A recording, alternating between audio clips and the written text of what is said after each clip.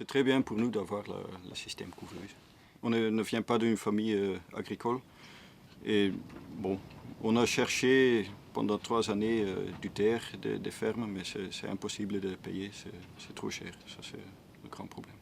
La difficulté, elle vient essentiellement du manque de renouvellement interne à la profession, c'est-à-dire que les fils d'agriculteurs ne reprennent pas derrière leurs parents, mais le foncier ne se libère pas pour autant.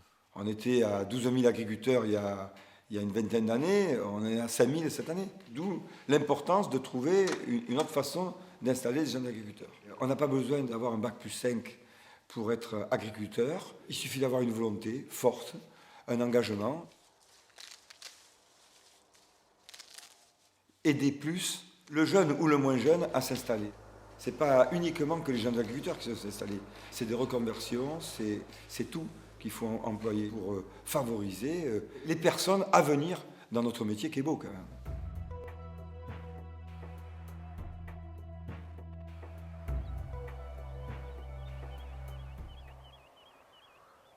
L'objet premier, c'est tester son activité avant de s'installer. Donc, c'est permettre à des gens qui n'ont pas la capacité technique agricole. On leur met à disposition un outil de production, donc des terres, des machines. Ils vont aussi être formés à la gestion et à la compta de leur activité agricole. La couveuse, c'est avant tout un espace test. Moi, j'insiste sur ce terme, mais moi, il m'a vraiment fait prendre conscience que j'avais la possibilité de m'essayer sans prendre de risques financiers, techniques.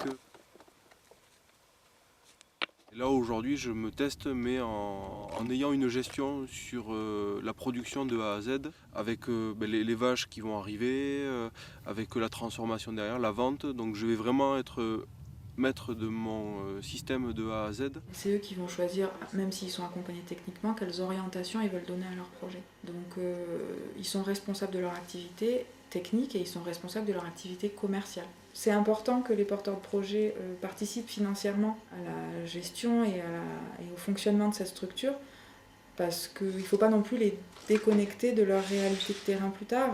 Ça coûte de s'installer en agriculture.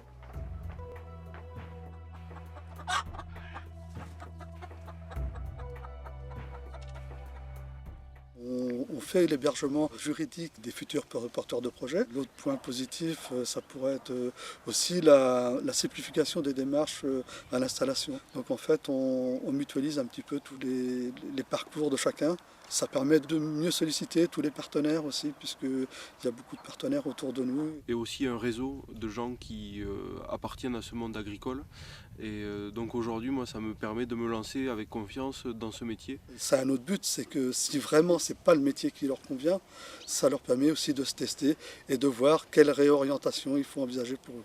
Je pense que ça viendra de deux côtés, de nous qui demandent des formations dans différentes directions, et d'Alain qui regarde un peu notre projet et voit où on a besoin de plus de formation ou d'aide particulière. Voilà, je pense que vraiment l'idée c'est ça, quoi, c'est de se mettre dans cette position de transmission de savoir et de compétences.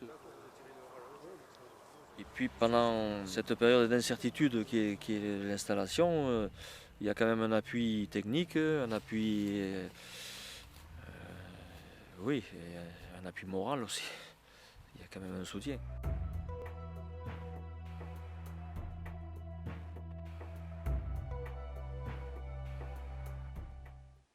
La foncière a acheté un domaine de 120 hectares avec du bâti agricole pour permettre l'installation de 8 projets agricoles sur le lieu. Donc aujourd'hui, c'est dans ce rôle de propriétaire en fait qu'elle articule les différents projets d'installation, notamment pour permettre l'approvisionnement de la cantine scolaire de Barjac qui s'approvisionne en produits bio.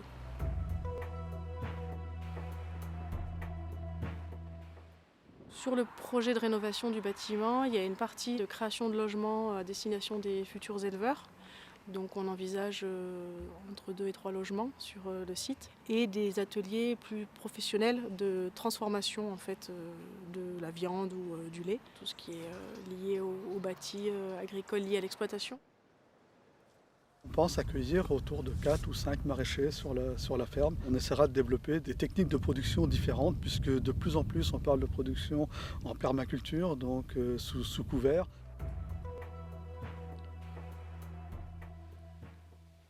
L'objectif de ce projet, c'est aussi de permettre une relative autonomie. Donc chaque fermier sera indépendant sur son exploitation agricole, mais a le souhait de mutualiser les moyens de production.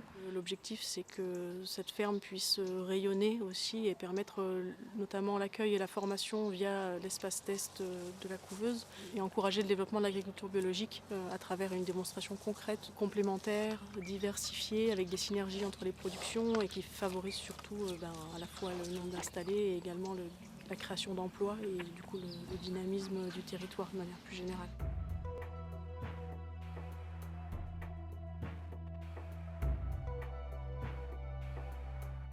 Elle va donner une crédibilité, je pense, au niveau des institutions, qui vont reconnaître des gens qui auront une expérience valable. Ça leur permettra aussi d'être en capacité de mieux parler de leur projet en sortie et du coup d'être peut-être plus à même de trouver du foncier, notamment d'aller voir des propriétaires et de parler de leur projet, de leur présenter. On espère de finir notre couveuse dans 2 années et qu'on peut nous installer comme vrais paysans. Et à ce moment, on demandera le DGA aussi. La couveuse a vocation à être départementale. Bon, moi j'espère bien qu'elle pourra permettre de couver des gens qui ont déjà le foncier, mais qui a besoin de ce soutien administratif ou de conseils techniques que pourrait lui procurer le formateur. À l'image du mûrier qu'on a planté, on y a mis un tuteur et il y a un jour où on va l'enlever ce tuteur.